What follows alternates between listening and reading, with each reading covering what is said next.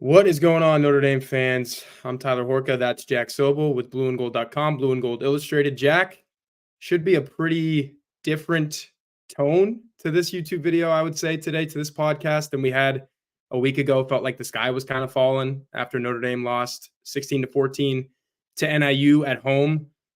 All of a sudden, the Irish regroup, find themselves, and go on the road and beat Purdue 66-7. It's Purdue's worst loss in program history. They've been playing football for quite a while. They've been playing Notre Dame for quite a while and never lost a game like that to Notre Dame or anybody else. So what'd you take from that, man? Like I said, here we are talking about two totally different moods, and we're going to get to some of that as well, kind of what we are hearing from the players and the coaches and what's different about this week compared to last week. But for you personally, kind of how'd you come out of that weekend at Purdue?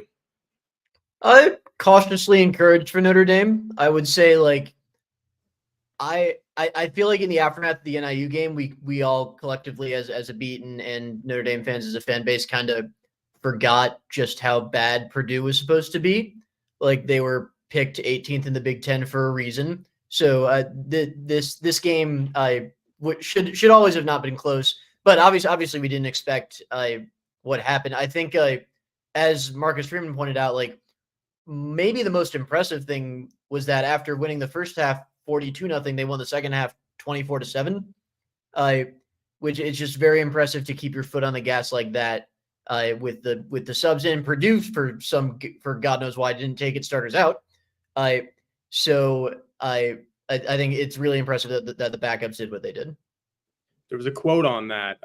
I love kind of my job at with some of these opposing coaches in the pregame and then in the postgame as well, is to transcribe what they said. And Sunday morning, after we got back to South Bend late from early morning, I guess you would say, from West Lafayette, transcribe Ryan Walters. And somebody asked him about the starters being in, and he said there was a football game going on and we were playing football. I think it was a little bit of a. I've covered Ryan Walters before. He was the Mizzou defensive coordinator. Like that surprises me. He was not happy, and I mean, again, I do the pregame and then I do the postgame, and not happy in the postgame. I think he used angry, embarrassed, the same words that Notre Dame was using, quite frankly, after the loss to NIU. I don't think we're gonna have too much Miami, Ohio chatter, Jack. So let's kind of segue there. Northern Illinois, Miami, Ohio, two MAC teams, similar point spread, quite frankly. I think Notre Dame's around a 4 touchdown favorite in this game, just like it was against NIU. We didn't know the vibes of an upset. And it's funny. I mentioned it last week. I'll mention it again this week. In the Hey Horka leading up to that game, I think part of the title was, is Notre Dame on upset alert? And we kind of brushed it off and said no. So I'll give you the floor here. Is Notre Dame on upset alert against Miami, Ohio? And I will say no for a couple of reasons.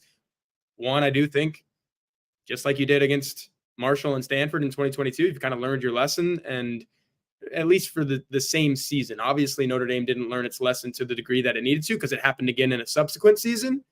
But this season, I think Notre Dame has learned a lesson, and it's not going to go down that path again. And then just another word on a Miami, Ohio. It's the worst rushing team in the FBS, Jack. It's incredible. The rushing statistics they are or are not putting up. I just don't see the Red Hawks outscoring Notre Dame. That's what you have to do to win a football game. You have to outscore the opponent. I don't see that with what we just saw from Notre Dame's offense last week and what we know about the Red Hawks on offense as well. Yeah, I mean, it's always got to be in the back of your mind, right? After NIU. So I don't want to say completely no, because until they prove otherwise, they might always be on upset alert. But logically, no, you're right. They match up well with NIU. On offense, NIU's best player by far so far this season has been their slot receiver, Cole McDonald. I think he has, or Cade McDonald, I should say. Cole McDonald was the Hawaii quarterback. Cade McDonald has, I think, 240 yards in 2 games. It's not just like best offensive player by default. He's legitimately been excellent. But Notre Dame, one of Notre Dame's best defensive player through 3 games has been Jordan Clark, the nickelback, and I think he's well equipped to shut down, or at the very least contain McDonald. And if McDonald can't beat you, Miami hasn't showed that they have another way offensively. And then defensively, we'll get into this when we talk about kind of the team's attitude this week. But I think the defense is going to come out ready to play.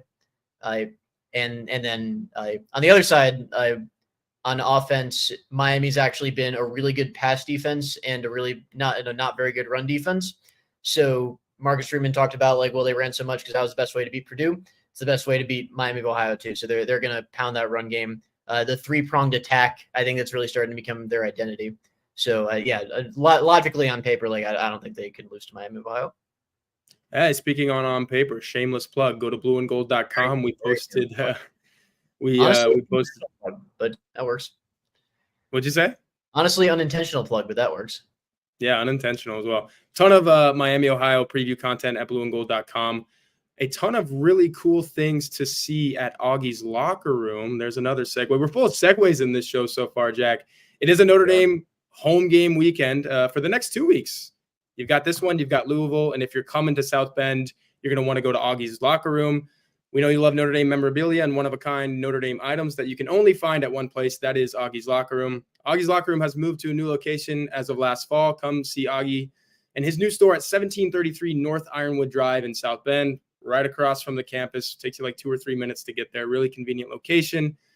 When you come for a game, you got to go to Auggies locker room. They got a wide selection of Notre Dame Stadium pieces, jerseys, helmets, autographs, and one-of-a-kind Rockney items. You can find exclusive Joe Montana signed items and famous sculptor Jerry McKenna's replicas of the bronze statues around the stadium. Auggie gets new items all the time. If he doesn't have it in his store, he will find it for you. Visit Auggie at 1733 North Ironwood Drive in South Bend and see the vintage helmet display dating back to 1890. He's got some amazing items. You want to see them? Visit auggieslockerroom.com. If you're watching YouTube, this is what you'll see on there. Or call him at 574-277-6363. Jack, time to get into the meat and potatoes of this show like we always do. And we got 5 questions from the Loose Emoji message board at blueandgold.com this week. I think it's a good variety of questions. Kind of hits both sides of the ball, hits some big picture items, all of those types of things. Let's start on defense. And KCND MIS 97 brings up a really good point, I think. And I know we kind of probably agree on what this user is saying. I feel like people aren't talking about the Jordan Botelho injury as it relates to the Irish defense. Most of the chatter has been, we feel bad for Jordan Botelho, and rightfully so. He was playing great, and he's going to lose an entire season of football, 9 games plus the playoff bowl game, whatever it may be. So how hard will he be to replace, though, from a run defense standpoint specifically? And quite frankly, from a pass rush perspective too, Jack, I think, because heck, he gets hurt on a play that he very much won his rep on a pass rush situation. We had seen him with a sack earlier in the season, disruptive all over. I think he was having his best run defense season of his career, to KCND MIS 97's point. My short answer to this, I'm going to let you go for it, Jack. Going to be pretty tough considering the guys that are coming in are a true sophomore who's playing great, by the way. And we're going to get into that. Bubacar Traore. I mean, I told you to buy stock in the offseason. I think Jack did as well. Everyone did, honestly. Yeah, everyone did. But then you have a guy like Junior Tuihalamaka who just can't get into the regular rotation. So you're relying on a sophomore and a junior who, Junior Tuihalamaka played a lot last year, but he was 3rd on the Viper depth chart going into the season for a reason. Now he's 2nd. You're going to have to lean on him a little bit more than you wanted to. It all amounts to probably a difficult proposition for Notre Dame, I think, Jack. What say you? Yeah, I agree. I think Botelho, it sucks so much that he got hurt when he did. 3 plays earlier, he gets a sack where he beats the offensive tackle with just a little hesitation, a little hand swipe, kind of play that looks really simple, but is so advanced as a pass rusher to be able to change speeds and do a lot with a little bit of physical effort. It's really advanced stuff that there's no way Botelho was doing last year. To answer the question that just popped up, does he have an extra year? Because of the injury, he can come back if he wants to. Whether both he and Notre Dame would want that is TBD. But he can come back if he wants to. But as for right now, he led the team with 7 quarterback pressures. Still leads the team, I should say. After half football, where he didn't play, but he has 7. The next highest is 3, tied with 4. So it's going to be tough to replace it. And like you said, the edge setting that he was doing was some really phenomenal work. Like nothing got outside him, none of the outside zones, none of the counters, nothing. He was doing a fantastic job there. But Bubacar Traore has taken a step, I think, as you said on the board, in run defense. Like the reason Tui Halamaka wasn't playing when Botelho was healthy, I think, was because Bubacar had made enough strides in run defense where there wasn't really a need for Tui Halamaka. Like they knew Bubacar was the better pass rusher of the two by a significant margin. They didn't know if he could defend the run, and that's why we saw in spring, like Tui Halamaka was still technically ahead of Bubacar on the depth chart. But as soon as Bubacar proved he could defend the run, then the need for Tui Halamaka kind of went by the wayside because you don't really need to play more than two Vipers in a given game. Now, obviously, that Botelho's hurt. Now you need Tui Halamaka to step in, and they trust Tui Halamaka. But I really think they had a really good thing going with Bubacar rotating in and Botelho starting, and that's going to be tough to replace. That's the thing for me is like you hit the nail on the head, Jack. You only need two Vipers. Yeah. And the two that they had were playing so well in tandem with each other. You never noticed when Botelho came off the field because Bubacar came in and played wonderfully and vice versa. Now the question becomes how much is that drop off from Traore to Junior Tui Halamaka? And quite frankly, is because I think the split, Jack, I mean, you do the snaps from PFF. What was Botelho averaging like the first two games? I know you can't take the 14 or whatever he played against Louisville, but I guess if you do multiply that by two, because it was second quarter, was it around 30 snaps for Botelho per game in the first three, would you say? Yes, actually, even without like the projection, Botelho had 95 snaps, which ranked 10th on the defense. Traore had 77. Okay, yeah. See, it's a split. So Traore is probably going to be playing. Okay, if you say that Traore is going to play as much as Botelho was, that means that Junior's all of a sudden going to have to be playing as much as Traore was previously with Botelho. Like that's what worries me about this is, and again, you say they like Junior. Heck, when he came in as a recruit, I wouldn't say he had Kingston Viliamuasa hype, but he was a linebacker, and that's the way Marcus Freeman was talking about him. He said if there's somebody that's in this freshman class that's going to play right away, it's probably him. I think we saw it on special teams in that freshman year, but I mean, he didn't make a KVA type impact, right, in that first year. And right now as a junior, he's still not making a KVA type impact as a junior, and KVA is making as a freshman. So that's what worries me. Let's do a quick aside here because we don't get super chats often, Jack. Yeah. We're not Mike Singer. We're not Tim Hyde. We're not Mike Goolsby. But we do have one from Carl Kramer. Appreciate the super chat. If Notre Dame and Riley Leonard can't get the passing game going against Miami, Ohio, do you think it will ever come to fruition this year? Tough to say, man, because it's still September, right, Jack? And like, I like your working theory that you put out, and that was more on Notre Dame football as a whole. But you've been talking about the offense, and I give you props for this since the beginning. Let's wait till November, right? Is what you've been saying, and the hope was that Notre Dame would be undefeated into November. It's not, but I don't think I'm ready to say if Riley Leonard doesn't throw a touchdown pass against Miami, Ohio, or he doesn't throw for 100 or 200 yards, whatever it is, that he hasn't gotten 200 yards yet at Notre Dame. I still think it could happen down the line. Am I crazy to say that? No, you're not. It's not. It wasn't just me saying that. It was Mike Denbrock saying that. He made it pretty clear that I think the phrase he used was polished glass. It's not going to be that against A&M. The wrinkle is obviously that losing tip that they did not expect it to be bad enough to cause them to lose to NIU. And a lot of things cause them to lose to NIU. But if you had to pick one singular thing other than just team-wide neglect of preparation and mindset, it would be the passing offense. Absolutely. So we'll get back to the quarterbacks in a minute. I think we want to finish up on the Vipers, but yeah, I agree. I fully agree with everything you said. Yeah, and don't let the some people get sucked into these YouTube video headlines. We're gonna make the quarterback talk a more all-encompassing comprehensive conversation as opposed to the direct question that you see there in the headline. But that was the direct question that was asked to me, so I had to frame it that way in the YouTube headline.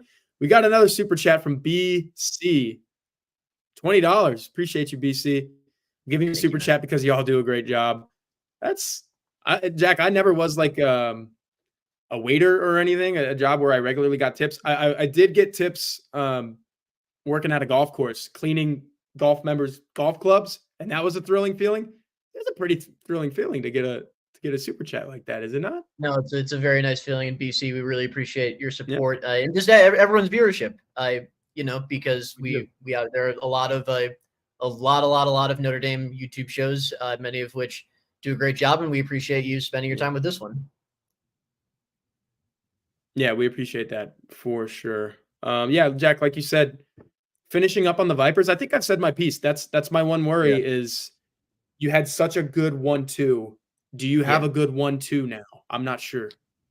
Well, the question is like, how close is Bubacar to where they think he's going to be, or how close can he get by the end of the season? Because we can't stress this enough. Like, Bubacar Traore has the ceiling to be one of the best edge rushers Notre Dame has seen in a long time. I think he's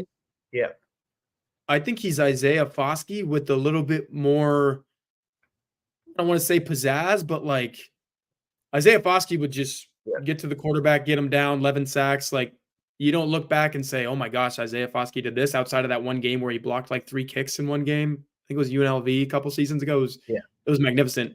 I think Bubacar Traore has a higher capability of the magnificent, if that makes any sense. No, for sure. I don't know who I'd comp him to. It's just like the way he bends around the edge and the way he can, from when he first enrolled in the summer, and when we first saw him in that fall camp, the way he understands how to use blockers' leverage against them. Like he did a long arm in a practice we saw in fall camp. That is not normal for a freshman who enrolled in the summer to do in fall camp. It is, or let alone, or any freshman for that matter. And the question is like, how ready is he for the full-time role? He's more ready than I would have thought he would, than I would have thought he was coming into the season, because I think he's more than just an exclusive pass rusher now, because we've seen him defend the run well in the first few games. That's it. I'm trying to figure out a good way to finish, but that's pretty much it. Like, he is, the ceiling is absolutely astronomical with Bubacar.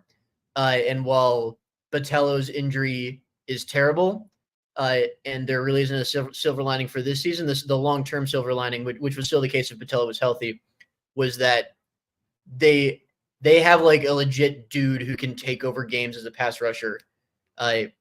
And unless you want to count Foskey with that, and you said your piece about Foskey, like, I don't know when the last time Notre Dame has really had that on the edge. Yeah, and the last thing I'll say is, I still think Bubacar Traore is a long way from his ceiling. Oh my God, yeah. But he's really good right now. Yeah. You know what I mean? So it sucks that you lose a version of Botelho who was playing his best ball, but you have a player with a higher ceiling. He's going to grow so much throughout this year. We've already seen the flashes. I think those become more consistent. And then again, what can you get from Junior? That's kind of the end piece on this conversation. Switching over to the quarterbacks now. Okay. Jack, you joked with me earlier that the answer to this was going to be a 5-second conversation, and I totally agree with you. I totally agree. What is a scenario in which Notre Dame can run a 2-quarterback system with Steve Angeli and Riley Leonard? The answer is there is not one. Yes, for so many reasons. You don't do it at Notre Dame with Steve Angeli and Riley Leonard. You don't do it at Texas with Quinn Ewers and Arch Manning. You don't do it at Missouri with Brady Cook and Drew Pine. You don't do it anywhere. I get it. The skill sets are completely different. They are completely different. You saw 2 different halves of football against Purdue, Jack. I mean, let's call it like it is with Riley Leonard first. He was magnificent. He was amazing. He was fantastic, almost unbelievable the way that he was scoring the football. I get it. Purdue's defense, meh. But when you tiptoe a sideline and you break a tackle and then you stiff arm a guy at the goal line, not a lot of quarterbacks are doing that. And not a lot of quarterbacks are scoring on zone reads from, what was the third one, 10 to 12 yards out or something. Like he pulled and he went and he scored. That's Riley Leonard. Steve Angeli drops the dime to Jaden Harrison. The touchdown to Cooper Flanagan was wide open. But here's another thing that I was impressed with Angeli. He was throwing on the run, man. Mike Denbach was rolling him out to the right and the left, and he was making accurate passes. At this point, I think we can confidently say that at his best, he's a better passer than Riley Leonard. We have not seen Riley Leonard's best at Notre Dame, and we could talk about that a little bit, but that's why you would present a 2-quarterback system, but they just don't work. You would take Riley Leonard off the field, and the defense would just sell out to try to sack Steve Angeli, and they would probably do it. We saw that at Purdue. And then when Riley Leonard is on the field, call something to sell out on the run. It just doesn't work. Riley Leonard still has a little bit of a passing threat, and I think it's going to get better. You hope it's going to get better because it has to get better. Mike Denbrock said that on Tuesday. But Jack, there's probably so many other reasons you can't do 2-quarterback systems, so I'm going to let you have the floor to expound upon what I said. Tell me why you can't do this. I mean, you covered most of them, like just the locker room dynamics. You're risking starting a fire. Piece too. You're risking starting a fire. You're risking neither quarterback being able to get into a rhythm.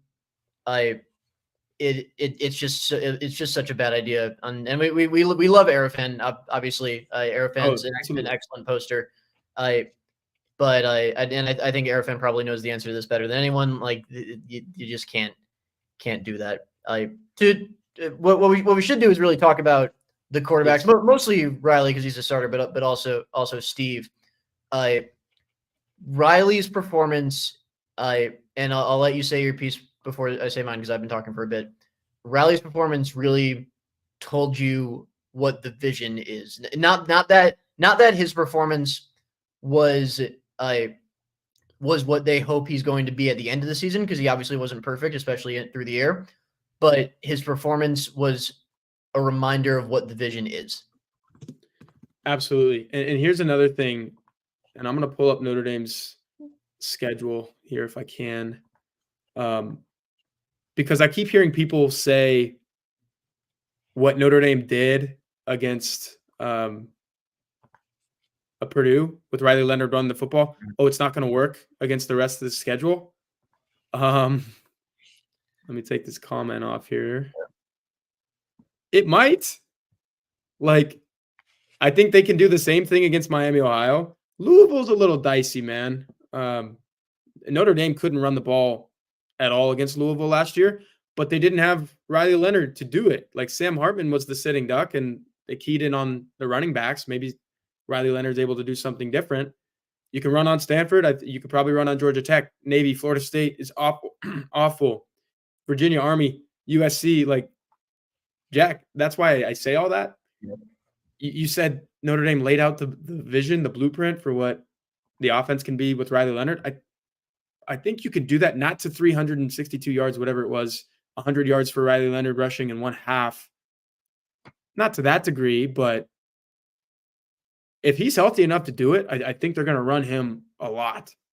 And that's what we're going to see. And look, the passing for Riley Leonard in the first half, because he only played the first half, 11 to 16 for, was it 100 on the dot or around 112? And he had the 100 rushing yards? Yeah, something like that. And like, I don't think he completed a pass beyond 5 yards, but I don't think he really completed any passes behind the line of scrimmage either. He wasn't just like a screen merchant. He was good in the quick game. Yeah, basically. Yeah, and that's part of the blueprint that you're talking about is like, if you can get those passes out of him, because you multiply that times 2, you're looking at 22 of 30 something for just over 200 yards. He's not going to run for 3 touchdowns in the second half like he did in the first half, but heck, dude, he could have more 100 to 150 yard rushing games at Notre Dame than he had at Duke, and he was known as the runner at Duke. This isn't me hopping all the way back on the Riley Leonard train, because I do think he needs to show you a little bit more in the passing game than he has. But I was impressed with the running game, especially considering the injury circumstances. And man, if you would have just done that in the second half against NIU, we're talking about an undefeated Notre Dame team, but maybe that was the injury. I mean, it had to have been because he was doing that in the first drive. We have to talk about all of this with the qualifier of like, this is the vision, this is the plan, but the plan did not include losing to NIU. No. So obviously that decreases the margin of error, and it's why, like, if Leonard was playing like he was against NIU, and the game was close, then you had to sit him and put in Jelly at some point in that game because you can't afford to lose it. Jack, do you think this is possible from Jeremy? Yeah, absolutely. Like, is that the silver lining, saving grace of this season potentially? Yeah, I mean, if there is a saving grace this season, and I think there can be, and we'll talk more about scenarios later in the show. But yeah, I think so. And one play I want to point out is Notre Dame I think it might have been Riley's first run, where they had Jeremiah Love and Jadarian Price in the backfield. They motion Love out, and they wind up running Leonard. Maybe doing, I think it might have been a zone read, or it might have been like a QB draw with Price blocking or something. But that's the identity. Like, how long has it been since Notre Dame had like a real offensive identity that can work? I think this is the identity. It's the three-pronged run game attack, because if you motion Love out, Love is so electric that everyone on defense has to focus on him. The threat is always there, whether he's going to get the ball or not. Then you have to think, okay, who's keeping the ball? Is it going to be Price? Is it going to be Leonard? And you have to focus on both of those because they're both obviously home run threats too. It's the three-pronged rushing attack that can be their real identity. And if they keep that going and just improve the passing game to the point where it doesn't have to be the main show, but it can complement the running game, that is the vision for this offense, and that is why they're going to stick with Riley Leonard, because as good as Steve Angeli was as a passer, he doesn't give you that same identity offensively, and that same, like, we're really, really, really, really good at this, which is the three-pronged rushing attack. You make a good point. I want to expand upon that a little bit. People are, and I mean, it's easy to fall in this trap, and I do it too. They're saying, give Jeremiah the ball more, give Jadarian the ball more. Sure, go ahead. One's averaging 8 yards per carry, the other's averaging 7.7 yards per carry. It is also, those averages are directly correlated to what Riley Leonard is doing in the running game. They're able to go for these long pops because defenses are so scared that Riley Leonard is going to do that to them himself. And dude, I think you live with Jeremiah Love running 10 to 15 times for 100-something yards and a touchdown if he can do that every single game, and Riley Leonard can give you what he's giving in the passing game too. I agree with you. The passing needs to progress to a point. That was Jeremy's comment, by the way, which I didn't. If you're listening on Spotify or Apple, he said, is the passing game by the playoffs can improve to a point where, because I do agree with that, Jack. My last point on this is going to be, well, actually, I want to make two. I'm a Steve Angeli guy. I think he's good. I think he can win a lot of football games at a place like Notre Dame and other places as well. I don't think Notre Dame is winning 42-0 at halftime at Purdue with Steve Angeli as the quarterback. Like, he's not running for 3 touchdowns. I don't know if he's passing for 3. Maybe it's 28 or 35, but Riley Leonard had a lot to do with 42-0. Riley Leonard, though, is going to have to do a lot with a Notre Dame potential playoff victory if the Irish get there with his arm. Notre Dame does not beat any one of the top 12 teams in the country. And, if Notre Dame sneaks in, you're looking at 6 seed or 7 seed or something like that. Notre Dame doesn't beat a top 7 team in the country. That's what the opponent would be. Notre Dame would be, 10 or 11 is what I'm saying. Notre Dame does not beat a 6 or 7 seed with this passing game. It beats Purdue. It gets you 42-0 at halftime against Purdue. It doesn't beat Missouri, Jack, not to bring up your alma mater again. Ole Miss has an offense that you don't want to get into that type of game with. If Texas loses the SEC and they're sitting there at 5, 6, 7, whatever it is, Riley Leonard's going to have to throw the ball to beat those types of teams. And I know playoff is a long way off, and Notre Dame just wants to be 11-1 or 10-2 and just have a chance of getting in there. But we can look that far ahead because that's what we do. We talk about this football team and all of it. The passing game has to be better to beat those types of teams. I just brought up the schedule. You can beat all of those teams with what you just did against Purdue. You're going to have to throw the football to beat some of the teams mentioned. No, absolutely. And I think that the rushing attack with Leonard Price and Leonard Price and Love, like the three-headed monster that I talked about, like that can be your identity, but you obviously need to be able to throw to complement that against the team, against all the teams you mentioned. So I think like there's that 80s guy comment that Riley Leonard is not a good quarterback. He's handcuffed with the offense with lack of passing, blah, blah, blah, blah, blah, blah. Like, yeah, if they had to play a playoff game right now, yeah, probably. But the good news is they don't have to play a playoff game right now. They can't lose. They can't play a game like they played against NIU again. But if they just play like they played against Purdue, they play inspired, they run the ball really well, they're going to beat Miami, Ohio. They're probably going to beat Louisville. They can beat most of the teams on their schedule. We'll see how good USC ends up being at the end of the year. And the goal, Notre Dame's vision, is that Riley Leonard is a much better passer in November than he is right now. Because we've seen him be a better passer at Duke. Like I don't know if you want to pull up your tweet from the other day, but like I can pull up the tweet. Riley Leonard was a pretty good downfield passer at Duke. We obviously haven't seen that here for a variety of reasons. It could be unfamiliarity with the receivers. He just doesn't trust himself in this offense. A bunch of things that we believe are going to get better by the end of the season. And again, that is the vision with Leonard as the quarterback. Will it actually happen? No one can possibly know that right now. But that is what Notre Dame is banking on for the rest of the season. So let's end this quarterback conversation with some numbers. I was throwing out numbers on the old social media app the other day. And this is the tweet. Riley Leonard on throws 20-plus yards downfield in 13 games as a starter at Duke in 2022.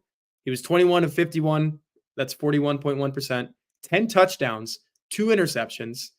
This year, through 3 games, 0 of 5, 0 touchdowns, 1 interception. I want to bring up some context. Somebody on Twitter says 21 of 51 isn't exactly, and I said, part of my tweet was, he's had it in him before. For whatever reasons, we're just not seeing it yet at Notre Dame. Somebody responds and says 21 of 51 isn't exactly having it in him before. I said, not so fast, my friend, like Lee Corso. Yeah.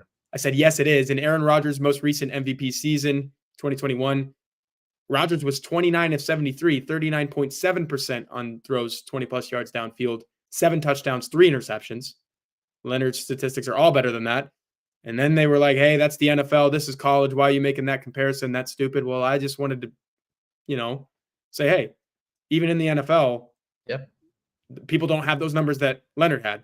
So then I bring up Caleb Williams from 2022. That's his Heisman Trophy season at USC.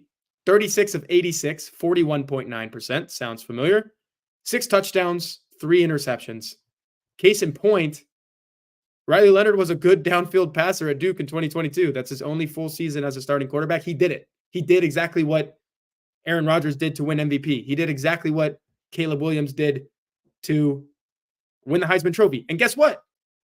He does all the other things really well too. We talked about the running game for so long, Jack. Like if you get that Leonard and he's able to run, Jack, at Duke, he only ran for more yards than he ran in one half against Purdue one time at Duke. And he was the running guy, right? All he did was run.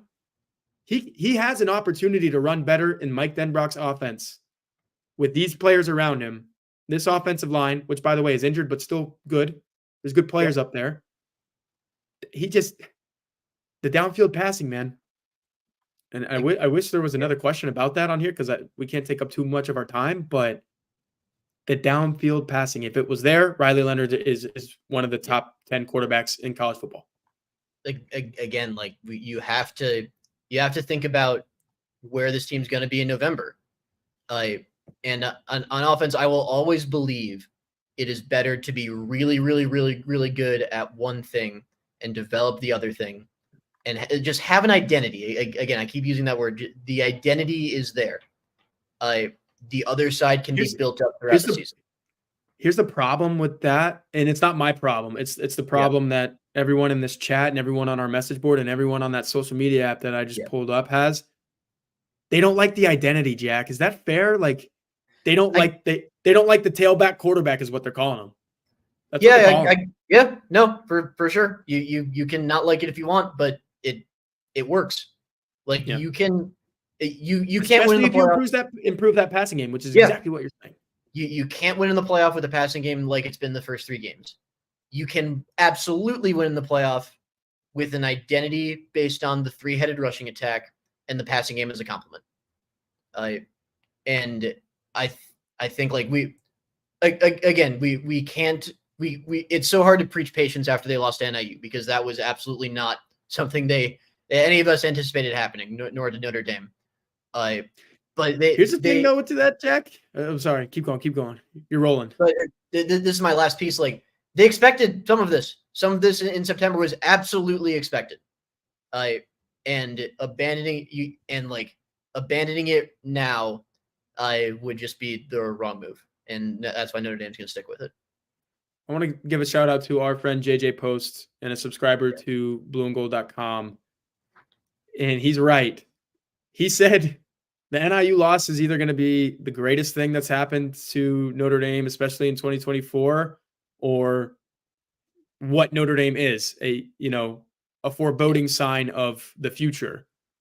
If it's the former, I will go as far as to say that it gave Denbrock and everyone on that side of the ball, Riley Leonard included, the little push on the fanny that they needed to eventually get to that point in November that you're talking about, Jack. And I'm not saying you need to lose to be better. So Marcus Freeman has said, though, that sometimes that's the case. Like that happens. If it does happen that way, if Notre Dame uses that, then I think we're talking about maybe one of the seminal moments, like an inflection point that you never wanted. But if Notre Dame goes 11-1 in the passing game is tremendous at some point, I think we look back and say, well, that NIU loss did something. Yep. Like it. And you know what? Quick segue. How about that? Let's get into the next question here. This is from I don't know why this is. There we go. What is your impression of the team's overall attitude / spirit after 3 games? DCW FLYCA. The reason I'm using this as a segue, Jack, is because things have been a lot different since that NIU loss, man. No complacency. And Marcus Freeman had a little bit of it. Again, last week I talked on this show about I didn't like what he said after the NIU game. I didn't like what he said Monday before the Purdue game. But I think post-game after Purdue, Monday, you're starting to sense a team that realizes it can't do what it did again against NIU, and it has an opportunity to do that against the MAC team, which is scary. And the offensive side of the ball as well. You heard it from Mike Denbrock on Tuesday night. He's like, we know we got to be better passing. We are going to be better passing. Riley Leonard understands that. Marcus Freeman is saying less than he did before, which I think is good. He's showing his stern side. I put that on social media earlier this week as well. I like it, man. I'm doing a 180 from what I was saying last week on Freeman, the vibes. I think this team understands, hey, and Freeman pushed back on this when I asked him a couple weeks ago, does it feel like 11-1 or bust now? They're not thinking of it that way, but behind closed doors, I think they are. They're saying, we need to win every football game. And it's not that we need to. I think they're saying we're going to do it. And we're going to do it our way. We're going to do it because we can. You didn't feel that after Texas A&M. You kind of felt, yeah, we did it. We got that one. We could probably get the rest of them. This seems like a different football team now, Jack. Yeah, you mentioned the Freeman presser. I was surprised, and then when I thought about it, impressed with how little that they wanted to talk about Purdue. Like I asked a couple of defensive players, like I wanted to maybe write a story about like how the defense took the NIU game personally, because a lot of criticism from us included was flying around about how they came out and how they need to be more physical and how maybe they're not physical at all. And I asked him, like, was that a motivation, like setting the tone for this game? And they were like, nah, man, we want to set the tone like that every game. It has nothing to do with NIU. And they constantly mention moving forward. Al Golden at one point, like, I don't know if you were there, Ty, like basically begged us to ask him about Miami, Ohio. Instead of Purdue. Like he was like, I want to talk about Miami, Ohio right now because they have a really experienced quarterback, some good offensive pieces, a good O-line. It's like they are really adamant about moving forward, and like their mindset appears to be like, okay, we beat Purdue, good, so what? Yeah. It's on to the next one. They're not patting themselves on the back. And I think like you want specifics about what the mindset change looks like. That's the specifics. They're not patting themselves on the back right now. They're just moving on. And to that point, and I mentioned 180. Rip Jules is dizzy from all the 180s. I am too. But the theory is you don't have to do them anymore. The theory is what happened against Purdue is going to happen every single week now. That's what Marcus Freeman is trying to get this team to a point of. And then Carl says, I think Purdue, the Purdue game told us more about Purdue than it did Notre Dame. Sure, maybe. But 59 points is 59 points. I firmly believe that. Not everyone's going on the road and winning by 59 points. That was different. Marcus Freeman's demeanor has been different. Brian NY says fear is a great motivator. I don't know if it's fear or if it's embarrassment is a word that was thrown around. Anger is a good one. Notre Dame is feeling these things and actually putting them on the field. I get it. It was only one game, but Marcus Freeman is putting it into press conferences. The players are putting it into the press conferences that we just had with them on Tuesday night. Al Golden is like, hey, we have another game. Ask us about that team. Yeah. Nobody at Notre Dame was saying, ask us about NIU after A&M, right? Yeah, no, nobody. Absolutely. Now they're saying, ask us about Miami, Ohio. We want to play that game. Like, it's different. It's a 180, but it's different. It does feel different. It's noticeably different. And again, like, so to cut through the unbridled optimism, if we're talking about 180s, it's like, I wrote about this after the game. Yeah, absolutely, Jason. I wrote about this after the game. Like, my theory is that the Notre Dame team we saw dismantle Purdue and really play as well as they could as they could have at it given the situation in the moment in time, and just really put together a gutsy team win against A&M. That's the real Notre Dame team. They just lost their minds for a week against NIU. Like, we can believe that, but we always have to have in the back of our minds that like they can lose their minds again. Like, and there's no real way to prove that. Yes. There's no real way to prove that it's not going to happen until the season is over, because like as we saw 2 years ago, it can happen any week. Like, I wasn't here then, but you were telling me, Ty, that after what was it, the BYU game, which was a ranked win at the time, they were saying like, all right, Marshall happened, that sucked, but we figured it out now. All of a sudden you lose to Stanford, you relaxed again. That's the pitfall they have to avoid. And because there are so many games like that in their schedule, we don't know if they're going to avoid it until they're all done. The last thing I'll say, and I do want to bring up Carl's point here. I don't know. The Wi-Fi seems spotty tonight, Jack. You keep cutting in and out. You got me? Everybody got me here? Yeah, I got it. I want to bring up this from Carl. Carl says the issue that we have is Northern Illinois literally just happened. I mean, we're not even 2 weeks removed from that. Until they do something impressive, we're going to keep having these conversations. I will push back on that a little bit and be a little bit of an optimist and say 66-7 at Purdue was impressive. Like, they can only do something to make you forget about NIU on a weekly basis. They only have the opportunity on Saturday to do that, and they did that one.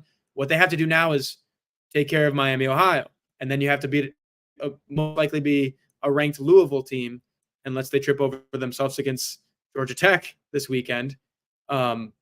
You can only win one game at a time, one game per week, Jack, and that's the thing that is frustrating as a fan, because you lose that one, it feels like the season is over, but it's not. And the last thing that I will say is Ohio State, like when it was rolling under Urban Meyer, they would have that trip-up game, but then you would look at the end of the year and they would be 11-1. And if Notre Dame can get to a point where it has the trip-up game, but Purdue is more like who they are, and gutsy wins at A&M is more like who they are, and that's your thing, Jack, is like, if NIU was the anomaly, this is a playoff team. It has playoff talent. It has playoff coaching. If NIU was the anomaly, you will see these guys with a chance of being 11-1 at the end of the year. If NIU was not the anomaly, They're going to struggle to beat Miami, Ohio in 3 days. Yep. And they're going to struggle to beat Louisville in 10 days. Like that, we have to figure that out. To your point, Carl, we don't know yet. And all we can do is talk about what happened so far. The other point, and I think this is my last one on this, is that like, and NIU could be the anomaly. That doesn't mean they're not going to have another anomaly, which is the real thing that you should keep in your back, that you should be concerned about in the back of your head. But back to the original question, their attitude and spirit this week has made me more optimistic. Not 100%, because you can't be 100% until they play all the games. It's made me more optimistic that they won't have another anomaly. Like, again, I could be completely wrong about that. They could lay an egg against Miami for all we know, but I was encouraged by what we heard on Tuesday. Yeah, and I will wrap it all up by saying you're right. If Notre Dame goes 10-2 and they have 2 stinkers, then those 2 stinkers are still technically anomalies, and it's going to ruin your season. It's going to tank what you sought out for yourself, but you can only have one. That's why I brought up Ohio State. They only had one, but they still roll, man. That was a different program at that time. So this is kind of related. Good segue. Because I mentioned 10-2. Yeah, the segues are rolling tonight, man. If NIU wins 10 games this year, does that do enough to give Notre Dame a plausible path to the CFP if Notre Dame is also 10-2? I don't think so, Jack. It's like a 10-2 MAC team. I put it this way. Marshall in 2022 was 9-3, I believe. Everybody still looked at that Marshall loss as a bad loss. Yeah. Like the NIU loss is going to be a bad loss. As soon as they lose a game, they're going to be out of the rankings. It's probably going to be an unranked team at the end of the year at 10-2, I would imagine.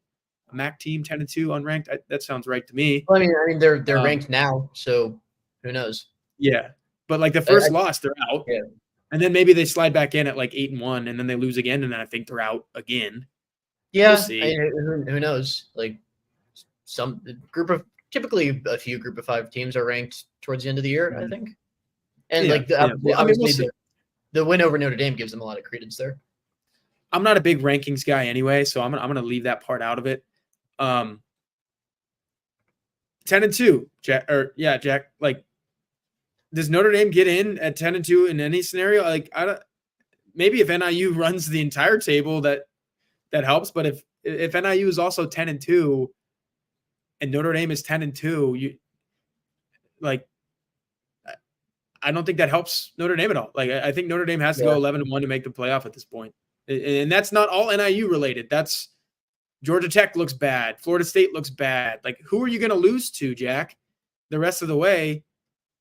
And you're saying, okay, yeah, I feel good about Notre Dame at 10-2 being a playoff team. Like USC, that might be a knockout game at that point if you have one loss. I don't see 10-2 anymore. I saw it at the beginning of the season, but we didn't think Florida State would be this bad. We thought Georgia Tech might be ranked. It helps that Louisville needs to be good and Notre Dame needs to win that game.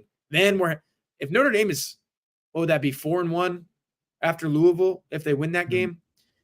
Then we're having a conversation like, okay, now we're talking. But right now, I don't see 10-2 getting in, man, under any circumstance. I think there's a narrow path, but you need a lot more help than NIU. Here are the scenarios where I would say there's a chance, and not even 100%. Like obviously if there are just too many good Big Ten and SEC teams, like you're not getting at 10-2 anyway. But so here are the things that need to happen in order for this scenario to come to fruition. Number one, NIU probably needs to win 10 games, win the MAC, and beat or be very close with NC State in a couple weeks, because NC State is a bad, and can we say bad at this point? They just got killed by Tennessee. Yeah, that probably was not a competitive football game. Yeah, probably not a very good Power 5 team. Like NIU needs to either win or be close in that game to the point where you can say NIU is a Power 5 or Power 4 caliber team, basically. Then you need to beat Louisville and have A&M and Louisville wind up being quality wins. A&M took a big step in that direction this past week.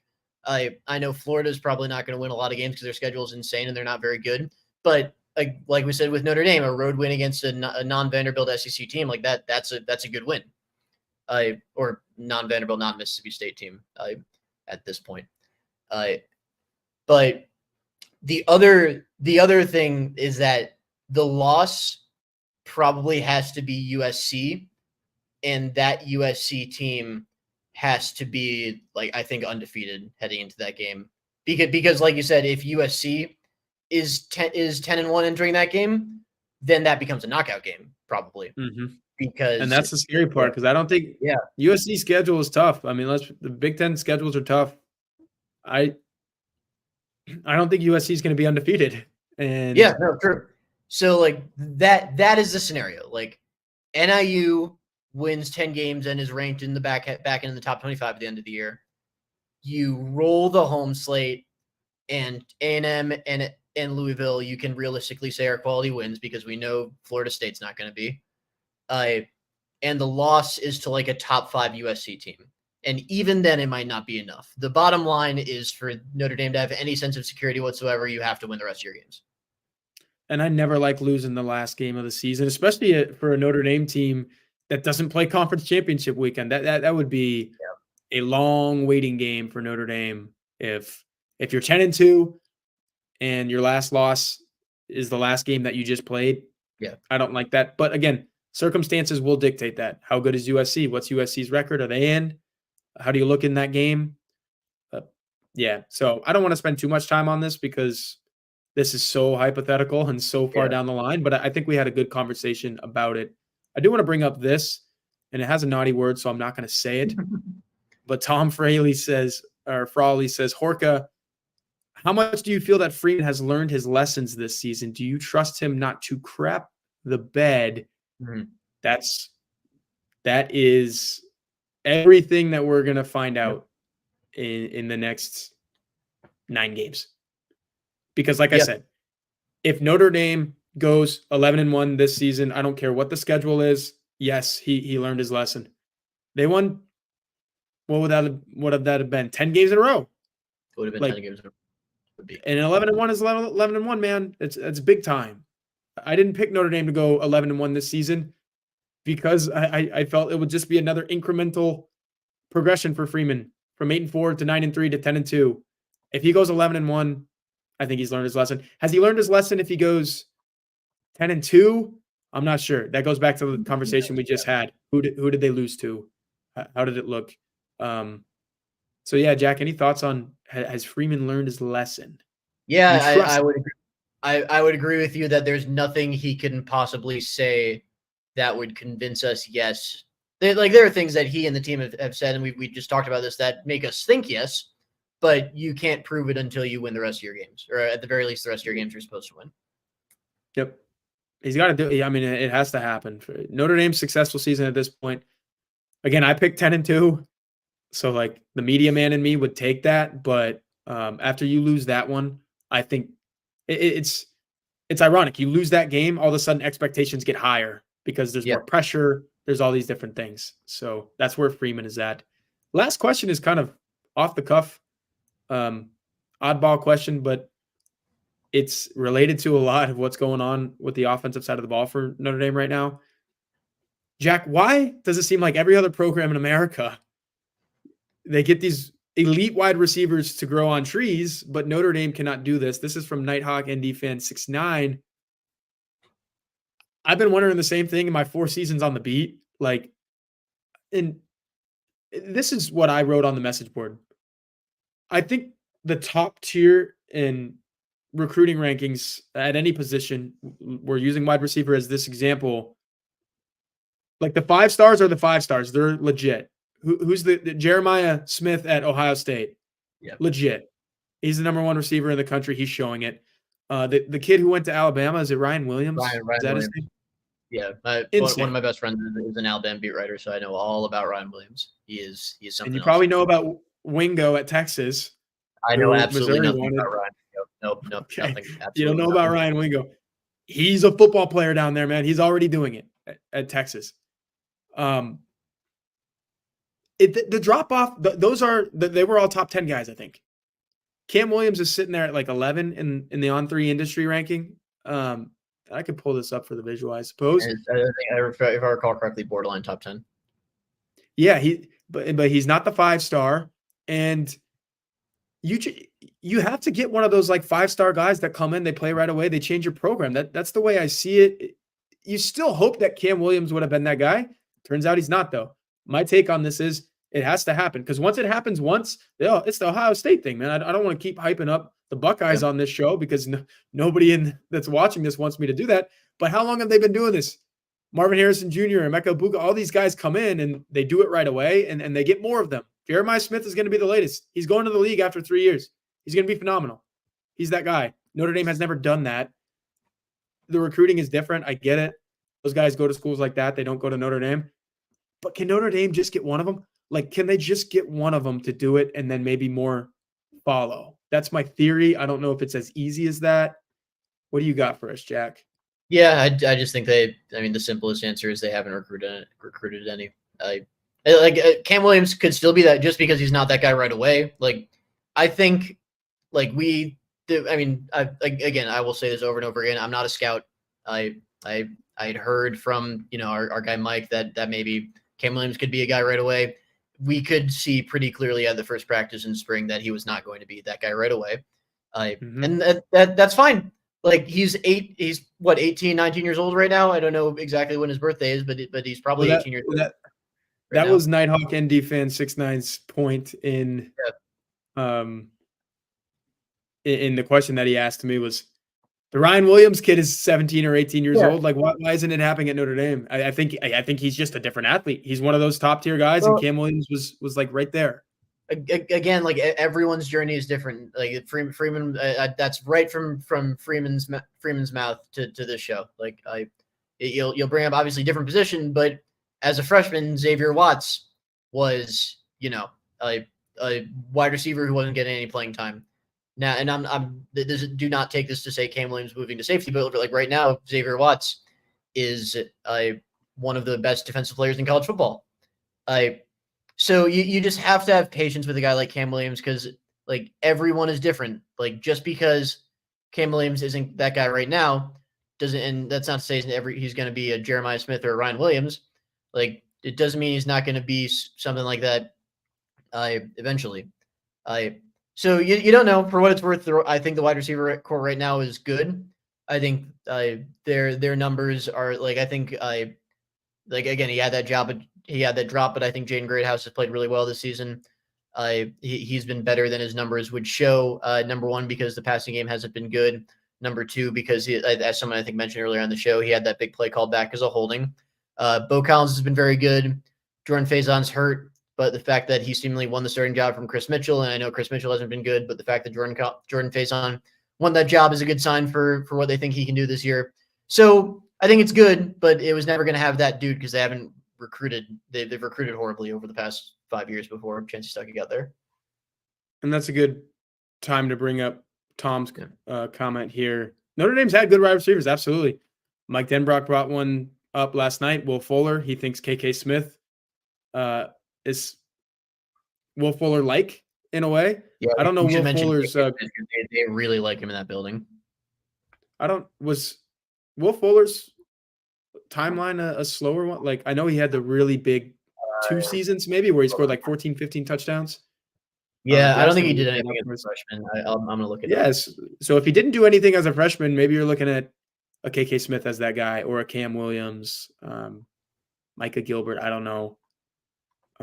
But yeah, like you would like it for it to happen like a Jeremiah Smith or a Ryan Williams or a Ryan Wingo. But the truth of the matter is there's only like 5 to 10 of those guys, maybe probably 5 that do that to that level as a freshman. What do you got on Will Fuller?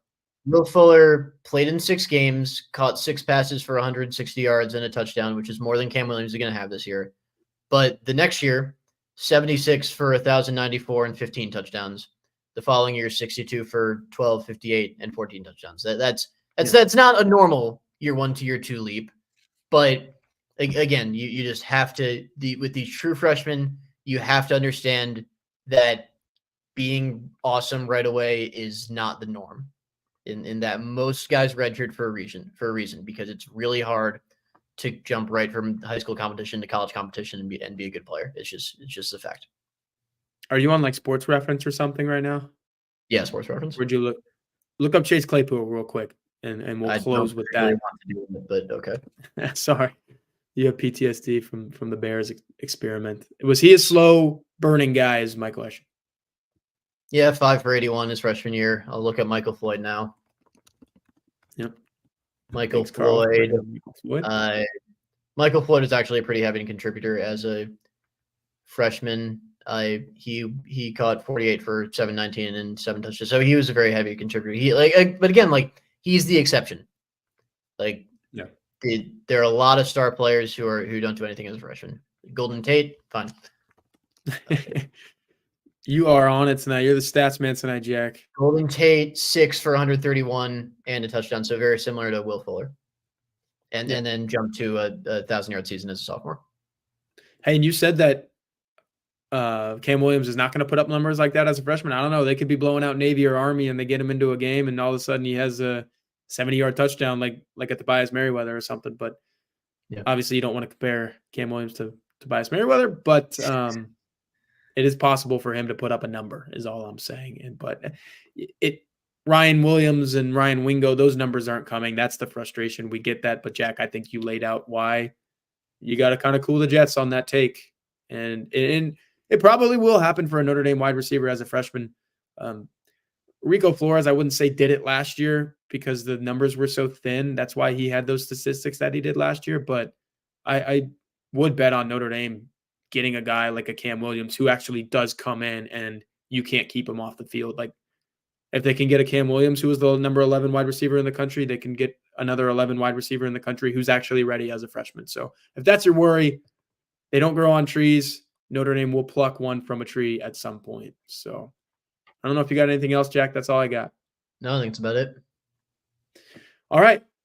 So that was this week. It was a little bit more positive, I would say. More of a positive beat. But again, whoever said something about the 180s, it's a football season, man. They can come at any time. We're just going to react to whatever happens, Jack. We will be here same time next week, Wednesday night, after the Miami, Ohio game.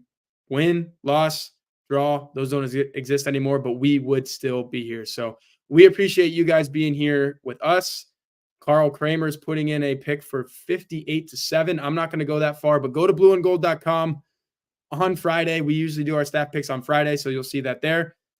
Go tomorrow as well. We're going to have a bunch of preview content now and through Saturday. So we appreciate you guys being with us. Like this video, subscribe to this channel, and we will see you guys next week.